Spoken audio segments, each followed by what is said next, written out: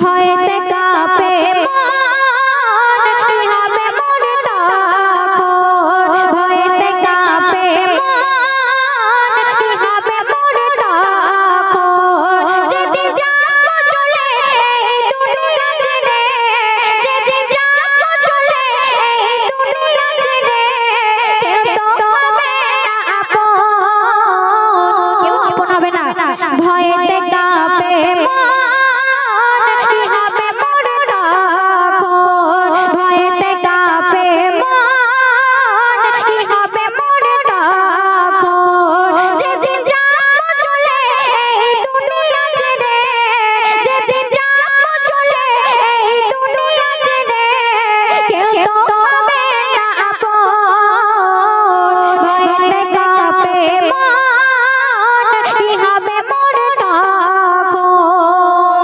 কোন মায়াতে মাটি দিয়ে 41 পা হেঁটে আসার পর ফেরেশতারা আমাদের গিয়ে তিনটি প্রশ্ন করবে, মান রব্বুকা, মান দিনুকা, মান নাবিয়ুকা। আর সেদিন যদি আমরা এই তিনটে প্রশ্নের উত্তর না দিতে পারি তাহলে এমন মান মারবে সেই মারে কোনো ব্রেক থাকবে না। তাই আমাদেরকে চেষ্টা করতে হবে আমরা যেন আমল নিয়ে কবরের মাঝে হাজির হতে পারি। তাই এই দুনিয়ার নেশায় পড়ে অযথা যেন সময় নষ্ট না করি। তাই অতি সুন্দর কথাই কবি বলছে, শুনুন।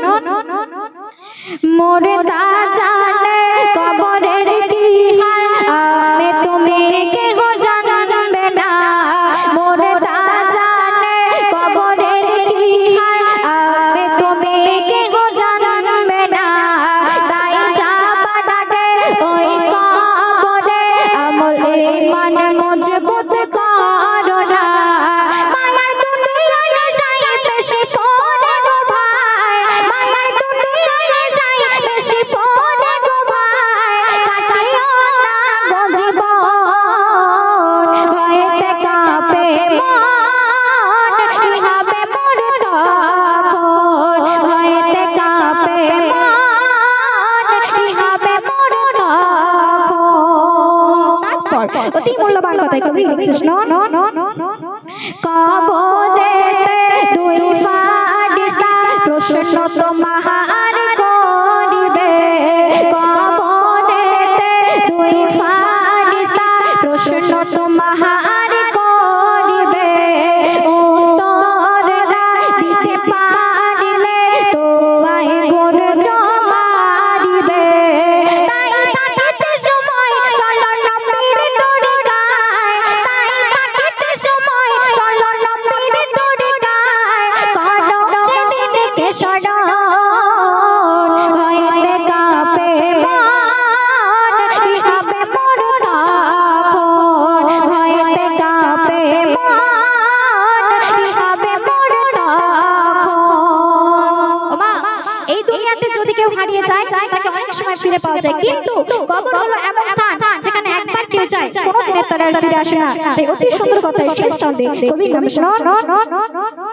কবর হলো এমন স্থান গেলে কেহ আসে না ফিরে কবর হলো এমন স্থান গেলে কেহ আসে না ফিরে এই দুনিয়ায় যদি কেহ হারায় তবু ফিরে আসতে পারে চিন্তায় কবে জামাল তাকে সকাল বিকাল চিন্তায় কবে জামাল তাকে সকাল বিকাল কি হবে আসলে মরণ ভয়েতে কাঁপে মন কি হবে মোর তখন ভয়েতে কাঁপে মন কি হবে মোর তখন যেদিন যাব চলে এই দুনিয়া ছেড়ে যেদিন যাব চলে এই দুনিয়া ছেড়ে কেউ তো হবে না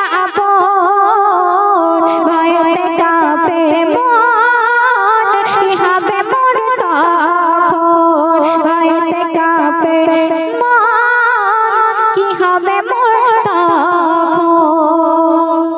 শুনলি